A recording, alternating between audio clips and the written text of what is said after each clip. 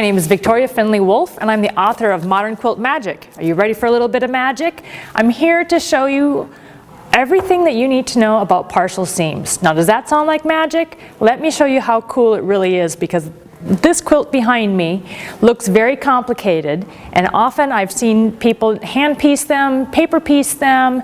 They think that they're built across and they're wanting to do Y seams. Guess what? There's no Y seams. Partial seams. I want to show you how quick and easy it is to get really complicated looking quilts done very easily by just knowing this one little trick. Alright, so let's take a look at how we build these pieces. I'm going to show you first this one little unit, and inside the book we set the whole thing up with class projects. So when you want to learn a new skill, you want to learn it on a small scale so that you will always have success. And this is where you're going to start, was with the project with this herringbone pillow. So some of you might not be familiar with what a herringbone is. Some of you might think when you first look at it that it's a braid quilt, but let me show you what a braid quilt is, and then you'll see why the magic of keeping the shape together for this herringbone is really, really neat.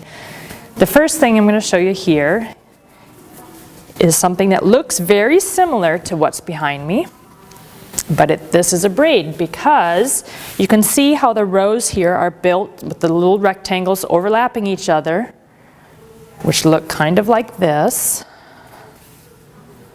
Okay, and they continue to build left and right. And then after you've done that, you come and you cut off these little triangles so that you have this straight seam that you're seeing running all the way down the inside of this quilt. That's a braid quilt. But now when you look at this quilt behind me, the beauty and the magic is being able to leave those little triangles and piecing them in. So how did you do that? So let's take a look at how we put those rows together. So here I have two units. This is one row, and this is another row. Okay, we have our little rectangles. Let me get a couple colored strips in here. So I lay one of my colored pieces down when I'm going to start to sew. And I'm going to lay a white section on this side. And I have one seam to show. I'm going to continue layering those pieces of fabric. That's how I'm building one of my rows. But each time I'm doing that, I'm actually leaving these little flanges out on the edge of my quilts. See this on this row? I'm stopping about 2 inches from the end. I'm not sewing it all the way down, so that now when I come and I made 2 rows and I'm going to sew these together, I'm going to lay my rows up here at the top.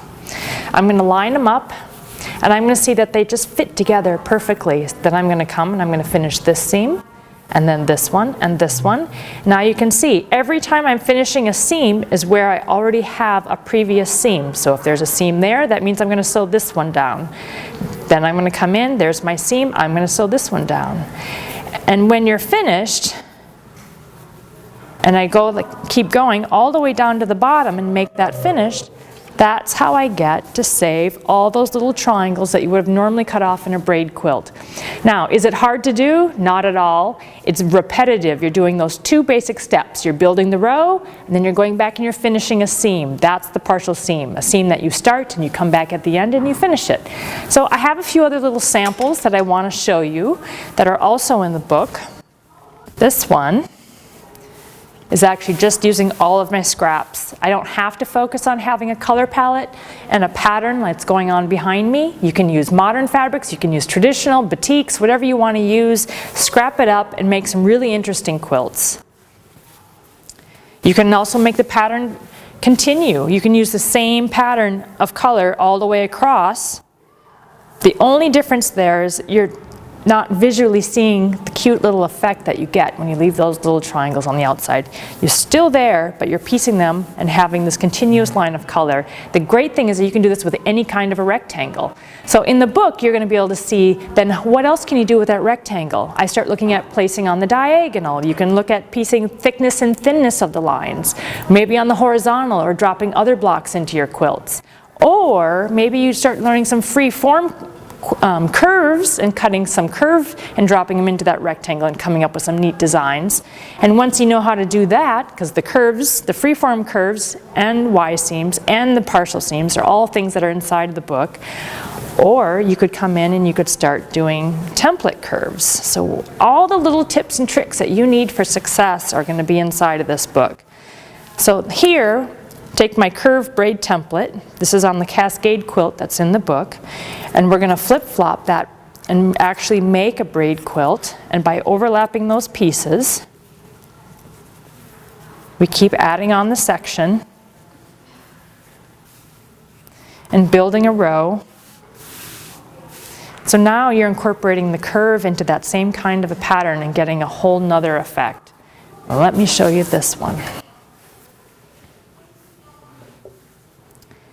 What I love about these patterns, whether you're doing the braid quilt or if you're doing a herringbone quilt, is that you're looking at the whole surface of the quilt. The design doesn't just stop within a 12.5-inch block. You're getting a design that covers the entire width of the quilt, and it's very exciting. So if you pick up Modern Quilt Magic, you're going to be learning herringbone partial seams, partial seam blocks. You're going to be doing Y seams. If you follow the instructions, you're going to have success every single time. You're going to use freeform curves, template curves, and miniature tiny scrap piecing. Lots of little tricks that are going to impress all your friends who know nothing about quilting, and you're going to have a whole lot of fun doing it. So enjoy. Go check out Modern Quilt Magic from C&T Publishing.